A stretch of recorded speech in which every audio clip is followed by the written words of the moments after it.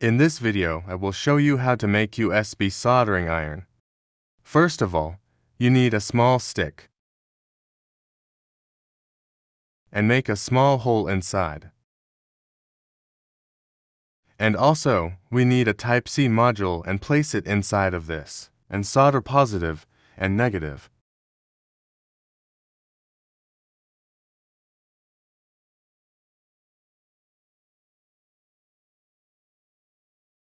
And we take copper wire.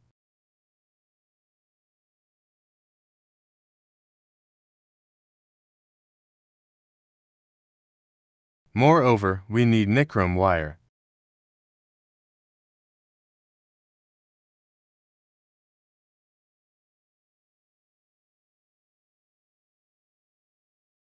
This soldering iron heats around 20 seconds and very proper for SMD components.